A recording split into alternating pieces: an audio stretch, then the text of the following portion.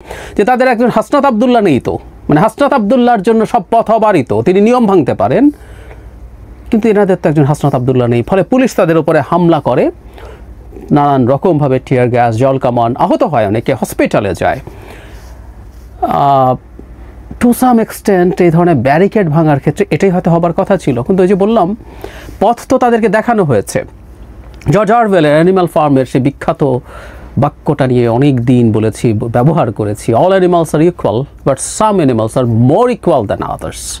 হাসনাত আব্দুল্লাহরা more equal, তারা শেষ বেষ্টনী, নিরাপত্তা বেষ্টনী ভাঙতে পারেন এবং তার জন্য খুব জোর জবরদস্তিও না, মোটামুটি ছেড়ে টেড়ে দেওয়া হয়, তারপরে শাহবাগে যেতে পারেন, শাহবাগ ব্লক করতে পারেন, কিন্তু সবার আবার অত সৌভাগ্য হয় না। এই যে জগন্নাথের স্টুডেন্টদের উপরে হামলা করা হলো এবং যারা মাহফুজ আলমকে আমরা দেখলাম, তিনি আর এটা চলো চলো যমুনা চলো এই স্লোগান দিয়ে নাকি আর এইভাবে চলে যাওয়া যাবে না। And he got so surprise যে এত দূর থেকে রাস্তা দিয়ে কিভাবে তারা এসে হাজির হলেন। আমি তার বক্তব্যটা শুনছিলাম এবং তিনি বেশ কঠোর নির্দেশনা দিয়েছেন।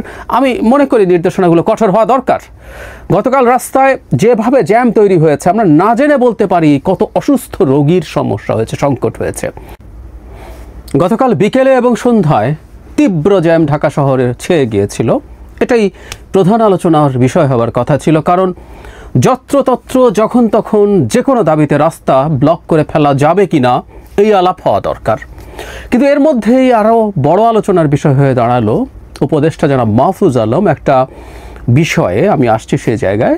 ব্রিফিংয়ের সময় তার মাথায় একটা পানির খালি বোতল ছুঁড়ে মারা হয় এবং অদ্ভুত নিশানায়, মানে খুবই প্র্যাকটিস করা বলে মনে হয়, সেটা তার মাথায় আঘাত হানে এবং তারপর সেটা নিয়ে যা হচ্ছে, মানে ঘটনাটা অনেক বড় না কিন্তু আবার খুব ছোটও না। আমরা খুব হার্মফুল কিছু দিয়ে তাকে আঘাত করার চেষ্টা হয়েছে সেটা বলছি না, করা হয়নি, কিন্তু যা হয়েছে সেটার খুব সুদূর প্রসারী ইম্প্যাক্ট আছে। কারণ তিনি তার ব্রিফিংয়ের সময়ই এই ব্যাপারে কাদেরকে তিনি সন্দেহ করেন তার অনুমান, ভিকটিম সেটা করতেই পারেন। আমরা দেখব বহু সময় যখন কোনো এ ধরনের ফৌজদারি অপরাধ ঘটে, মারামারির ঘটনা ঘটে, হত্যার ঘটনা ঘটে, তখন পুলিশ জানতে চায় যে আপনি কাউকে সন্দেহ করেন কিনা, চুরি হলে, ডাকাতি হলে এগুলো থাকে। সো তার মতামত তিনি জানিয়েছেন এবং আমি ধারণা করি যে সাম্প্রতিক সময়ে এই ব্যাপারে যে চাপান উত্তর এবং পরস্পরকে আক্রমণ সেটা আরও বাড়বে। তার আগে কয়েকটা জরুরি কথা একটু বলে রাখা দরকার। ঢাকা শহরের রাস্তা ব্লক করে ফেলা, প্রধান উপদেষ্টার বাসার কাছে চলে যাওয়া, জগন্নাথ ইউনিভার্সিটি তাদের কিছু দাবিতে দীর্ঘদিন থেকে আন্দোলন করছেন, সরকার সেটা করব এসব করছে না। তারপর তারা যমুনার দিকে রওনা হলেন এবং তারা খানিকটা চলে যেতে পারলেন এবং শেষ পর্যন্ত অনেক দূরে যেতে পারলেন না। কারণ আমি এভাবে বলি, বরং আমি সেদিন একটা টকশোতে কাল রাতে বলছিলাম যে তাদের একজন হাসনাত আব্দুল্লাহ নেই তো, মানে হাসনাত আব্দুল্লাহর জন্য সব পথ অবারিত, তিনি নিয়ম ভাঙতে পারেন, কিন্তু এনাদের তো একজন হাসনাত আব্দুল্লাহ নেই। ফলে পুলিশ তাদের উপরে হামলা করে, নানান রকমভাবে টিয়ার গ্যাস, জল কামান, আহত হয়, অনেকে হসপিটালে যায়। টু সাম এক্সটেন্ট এই ধরনের ব্যারিকেড ভাঙার ক্ষেত্রে এটাই হয়তো হবার কথা ছিল, কিন্তু ওই যে বললাম পথ তো তাদেরকে দেখানো হয়েছে। জর্জ অরওয়েলের অ্যানিমাল ফার্মের সেই বিখ্যাত বাক্যটা নিয়ে অনেক দিন বলেছি, ব্যবহার করেছি, all animals are equal but some animals are more equal than others. Hasnat আব্দুল্লাহরা মোর ইকুয়াল, তারা শেষ বেষ্টনী, নিরাপত্তা বেষ্টনী ভাঙতে পারেন এবং তার জন্য খুব জোর জবরদস্তিও না, মোটামুটি ছেড়ে টেড়ে দেওয়া হয়, তারপরে শাহবাগে যেতে পারেন, শাহবাগ ব্লক করতে পারেন, কিন্তু সবার আবার অত সৌভাগ্য হয় না। এই যে জগন্নাথের স্টুডেন্টদের উপরে হামলা করা হলো এবং যারা মাহফুজ আলমকে আমরা দেখলাম, তিনি আর এটা চলো চলো যমুনা চলো এই স্লোগান দিয়ে নাকি আর এইভাবে চলে যাওয়া যাবে না। And he got so surprise যে এত দূর থেকে রাস্তা দিয়ে কিভাবে তারা এসে হাজির হলেন। আমি তার বক্তব্যটা শুনছিলাম এবং তিনি বেশ কঠোর নির্দেশনা দিয়েছেন। আমি মনে করি নির্দেশনাগুলো কঠোর হওয়া দরকার। গতকাল রাস্তায় যেভাবে জ্যাম তৈরি হয়েছে, আমরা না জেনে বলতে পারি কত অসুস্থ রোগীর সমস্যা হয়েছে, সংকট হয়েছে। একটা ভিডিও আমাদের সামনে ছড়িয়ে পড়েছে, আমরা হয়তো দেখেছি। শাহবাগীয় পরে ডিপ্লোমা নার্সরা রাস্তা যখন ব্লক করে, মানে দাবি কোনো বিষয় না, কেমন দাবি সেটা বিষয় না, দাবি একটা করে ফেললেই হবে এবং সরকারকে যদি চাপ প্রয়োগ করা যায় সেটার ধরে ফলাফল পাওয়া যেতেও পারে। কারণ দীর্ঘদিন থেকে এটা কাজ করেছে, এমনকি সাম্প্রতিক সময়ে আওয়ামী লীগ নিষিদ্ধ করা নিয়েও সরকারকে চাপ দিয়ে কাজটা যেহেতু করানো গেছে, সো পথ তো দেখানো গেছে এবং এর আগেও একই ঘটনা ঘটছিল। যে একটা মর্মান্তিক ভিডিও, একটা ইয়াং কাপল, হাজব্যান্ড ওয়াইফ, উদ্ভ্রান্তের মতো, উন্মাদের মতো বলছেন তার বাচ্চাটা মারা যাচ্ছে, এই জামে আটকে তাকে ছেড়ে দেওয়ার জন্য, তাকে যেতে ব্যবস্থা করার জন্য। এটা আমরা দেখলাম, তাই আমরা অনেকে শেয়ার করলাম, দুঃখ পেলাম, কাঁদলাম। কিন্তু এই ঘটনা তো প্রচুর ঘটে যখনই এখানে বা যে কোনোখানেই যখন রাস্তা ব্লক করে, বিশেষ করে কিছু কিছু রোগীর ক্ষেত্রে টাইম ইজ লাইফ। হার্ট অ্যাটাকের রোগী, জাস্ট সাম মিনিটসের এদিক সেদিক একটা রোগীর জীবন বাঁচাতে বা তাকে শেষ করে দিতে পারে। কোনো কারণে প্রফিউজ ব্লিডিং হচ্ছে, কোনো রোগের কারণে ইন্টারনাল ব্লিডিং অথবা অ্যাক্সিডেন্টের কারণে এক্সটার্নাল ব্লিডিং হচ্ছে, জাস্ট মিনিট ডিসাইড করে একটা মানুষের জীবন থাকবে কি থাকবে না, তিনি বাঁচবেন কি মারা যাবেন। ট্রুলি তাই, জাস্ট হসপিটালে যাওয়ার সাথে এদিক সেদিকের মধ্যে এটা হয়ে যায়। অ্যাকিউট অ্যাজমা, খুব অল্প সময় মরে যেতে পারে মানুষ যদি সিভিয়ার অ্যাজমার অ্যাটাক হয়। সাধারণ গাড়িতে যাচ্ছেন, হসপিটালে গেলে অক্সিজেন দিয়ে অন্যান্য ব্যবস্থা নিয়ে তাকে বাঁচিয়ে ফেলা যেত। এসব ঘটনা ঘটছে, এসব বর্বরতা ঘটছে আমাদের সমাজে দীর্ঘদিন থেকে এই ইন্টারিমের সময়। এবং একটা কথা রিপিটেডলি বলেছি, সরকারকে বুঝতে পারতে হবে, সরকার প্রশাসক, তাকে অনেক সময় কঠোর পদক্ষেপ নিতে হবে। যে কোনো কিছু দিয়ে রাস্তা ব্লক করে ফেলা যাবে না। তিতুমির কলেজ একবার তাদের ভার্সিটি করা নিয়ে দফায় দফায় এই কাজ করতে গিয়ে বহু জনভোগান্তি তৈরি করেছে। কিন্তু ওই যে বললাম, কাউকে আমি করতে দেব, কাউকে দেব না।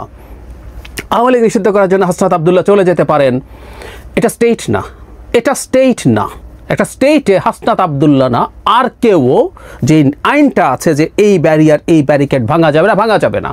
আর শুধু যমুনার এত কাছে গিয়ে তারা জমায়েত করেছেন, অত কাছে দূরেই থাকুক, অত্র এলাকাতে যে কোনো জমায়েত নিষিদ্ধ করে পুলিশের নতুন করে প্রজ্ঞাপন দেয়া আছে। একটা স্টেট আইনে চলে এবং আইন সবার জন্য সমান। শুনতে অদ্ভুত শোনায়, হাস্যকর শোনায়, কেতাবি শোনায়, কিন্তু এটা যে করবে না সেটা স্টেট থাকবে না। তখন স্বাভাবিকভাবে যেটা হয়, তখন দেখছে যে হাসনাত আবদুল্লাহরা যেতে পারছেন, বল প্রয়োগ করে তার দাবি আদায় করতে পারছেন, তাহলে জগন্নাথের দাবি লজিক্যাল বা ইলজিক্যাল আমি ডিবেটে ঢুকছি না। আমার কাছে তিনটার মধ্যে অন্তত একটা দুটো বেশ ইলজিক্যাল মনে হয়েছে, আমি ওদিকে যাচ্ছি না। কিন্তু ডিপ্লোমা নার্সেসদের যে দাবি আমার ইলজিক্যাল মনে হয়েছে, তিতুমির কলেজের যে দাবি, আমি সবগুলোকে ইলজিক্যাল দাবি মনে করি। কারণ বহু দাবি নিয়ে জাস্ট এসে রাস্তা ব্লক করে ফেললেই হয়। কিন্তু তারা দেখেছেন লজিক্যাল ইলজিক্যাল প্রশ্ন না, এটা এখন বল প্রয়োগের ইস্যু হয়ে দাঁড়িয়েছে, চাপ প্রয়োগের ইস্যু হয়ে দাঁড়িয়েছে, করলেই এটা করা যায়। সো এটা হবে না কেন? এজন্যই কাউকে ঠ্যাক দিয়ে কোনো কিছু করতে দেয়া সরকারের দিক থেকে একেবারেই অনুচিত হয়েছে। সুতরাং সরকার সাফার করছে। এখন চলো যমুনায় যাওয়া যাবে না কেন? সবার কি গণতান্ত্রিক অধিকার নাই? আমরা যদি মাহফুজ আলমকে জিজ্ঞেস করি, নাকি হাসনাত আবদুল্লাহ আপনাদের সাথে সহযোদ্ধা ছিল ওই সময় এবং NCP is an extension of the government, আমরা মনে করি সে কারণে হাসনাত আবদুল্লাহ বা এরকম কাজ যারা করবেন তাদের জন্য এটা সহি? প্রশ্ন আমরা করতেই পারি। যাই হোক, যারা মাহফুজ আলমের উপরে যে ঘটনাটা হয়েছে খুবই অ্যালার্মিং। আমরা দীর্ঘদিন বেশ কিছুদিন থেকে, উনি অবশ্যই পুরো 8 মাস নিজে যে টার্গেটেড হয়েছেন সেই কথাটা বলছেন, কিন্তু কিছুদিন থেকে তার উপরে এই আক্রমণ ভয়ঙ্কর পর্যায়ে চলে গেছে। এবং তার ভাষ্যে তিনি শিবির বা জামায়াতকে দায়ী করেছেন। এটা আমি বুঝেছি, আমি বলছি না উনি সেটা বোঝানোর চেষ্টা করেছেন। তিনি কিছু ইঙ্গিত দেওয়ার চেষ্টা করেছেন, তিনি সাংবাদিক এবং প্রশাসনকে খুঁজে বের করতে বলছেন, কিন্তু তার ইঙ্গিতটা ওই দিকে ছিল।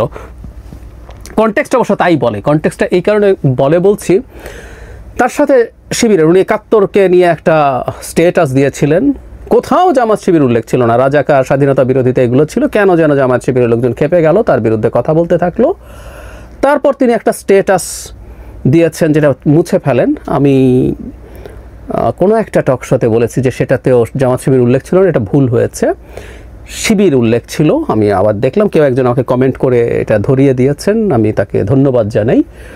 তো পরে যেটা হলো, শিবির সামষ্টিকভাবে তার উপরে আক্রমণ করতে শুরু করলো, তাকে ভারতের দালাল ট্যাগ দিতে শুরু করলো এবং আরও ভয়ঙ্কর। এবং একটা মাদ্রাসা, যে মাদ্রাসাটা শিবিরের খুবই শক্তিশালী বা স্ট্রং হোল্ড আছে বলে বিশ্বাস করা হয়, তামিরুল মিল্লাত মাদ্রাসা, সেই মাদ্রাসায় একটা গরুর গায়ে মাহফুজ আলম লিখে তাকে জবাই করা হয়েছে। এগুলো খুব অন্যায়, বিভৎস, প্রতীকী হলেও খুবই বিভৎস চর্চা এগুলো। ফলে যারা মাহফুজ আলমের ওপরে তারা ঝাঁপিয়ে পড়েছেন এবং শিবির আক্রমণ করতে পারে বডিলি, আমি এটা সবাই পারে, আমি বলছি না কোনো সংগঠন পারে না, সবাই পারে, কিন্তু শিবির যে ভাব ধরে, তারা ইসলামী ছাত্র শিবির, তারা পারে, এটা আমি জানি, আমি দেখেছি, আমি বহুবার বলেছি, আমি চিটাগংয়ে যে কলেজে পড়েছি আমি খুব কাছ থেকে শিবির দেখেছি, বন্ধু-বান্ধবরা যারা চিটাগং ইউনিভার্সিটিতে পড়েছে তারা জানেন। এবং তাদের এই আচরণের একটা বহিঃপ্রকাশও খুব চমৎকারভাবে কমেন্ট বক্সগুলোতে দেখবেন। আমি যখনই জামাত শিবির নিয়ে কোনো রকম কোনো সমালোচনা করি, আমার সমালোচনা করার রাইট আছে, আমার সেই সমালোচনা ভুলও হতে পারে, কিন্তু কেউ সমালোচনার জবাব দেবেন না, স্রেফ গালিগালাজ করবেন। আঘাত করার পর্যন্ত আহ্বান আছে আমার মন্তব্যে যখন আমি এই ধরনের ভিডিও করি। সুতরাং যারা এটা দিতে পারেন তারা এটা করতেই পারেন, খুবই পারেন, এবং একটা ভীতি তৈরির চেষ্টা তারা করতে পারেন যে তাদের বিরুদ্ধে দাঁড়ালে কিন্তু বিপদ আছে, কারণ এখানে অনেক বড় কিছু ঘটে যেতে পারতো।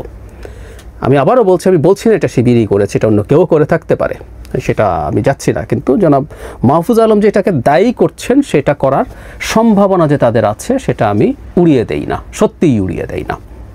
কিন্তু যে ঘটনাটা ঘটলো, যদি তারা করে নাও থাকেন, জনাব মাহফুজ আলম যে কনটেক্সটের মধ্যে আছেন তার তো এটা মনে করারই কথা। তিনি তো দেখেছেন তাকে নিয়ে কি করছে না করছে, যে স্ট্যাটাসটা দিয়ে তিনি মুছে ফেললেন তার আগে তো এন্তার ঘটনা ঘটেছে, তারপরে মিথ্যা আরোপ করা হয়েছে। আমি তো এটা নিয়ে ভিডিও করে দেখিয়েছি যে তিনি নাকি আওয়ামী লীগকে নিষিদ্ধ করার বিরুদ্ধে অবস্থান নিয়েছেন, যেটা নিয়ে ইভেন তার সহকর্মী অন্যতম উপদেষ্টা আসিফ মাহমুদ সজীব ভূঁইয়া ক্ল্যারিফাই করতে হয়েছে। তো এগুলো করে তো তার উপরে আক্রমণ, এমনকি তার স্ট্যাটাসে দেখা গেছে তার পরিবারের ওপরও আক্রমণ করা হয়েছে।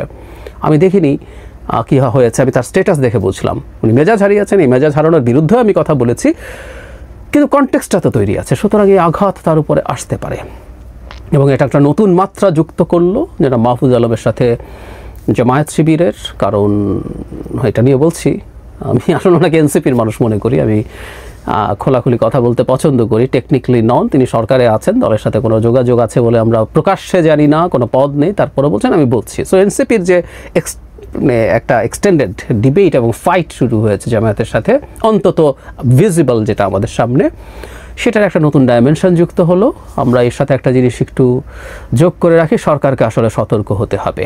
এটা জামায়াত শিবির করুক বা আওয়ামী লীগ ঢুকে করুক বা সাধারণ কেউ করুক, এই দেশটায় এখন আসলে অর্ডার পুনঃস্থাপন করা জরুরি। উপদেষ্টাদের ব্যাপারে যথেষ্ট নজরদারি করা দরকার, তাদের নিরাপত্তা আরও নিশ্চিত করা দরকার। এবং মাহফুজ আলম, আমি তাকে নিয়ে আলাদা একটা ভিডিও করেছি, আমি তার ব্যাপারে তার অনেক কিছুতে ক্রিটিক্যাল থাকলেও তার এই অবস্থানগুলো যেগুলো উনি বক্তব্যে দিচ্ছেন, বাক্যে দিচ্ছেন, তার সে রাইট আছে। সে একই জিনিস এখন পাল্টা বাক্যের লড়াই হবে, পাল্টা ডিবেট হবে, সেই জিনিসগুলোই দেখতে চাই। গণতান্ত্রিক সমাজ মানে সেটা। সুতরাং আমরা তার কথার জবাব এভাবেই হবে, এই পাল্টা এই জিনিসগুলো যদি কেউ করে, এসব রাজনীতি, এসব চর্চা বাংলাদেশে আমরা হতে দিতে পারি না।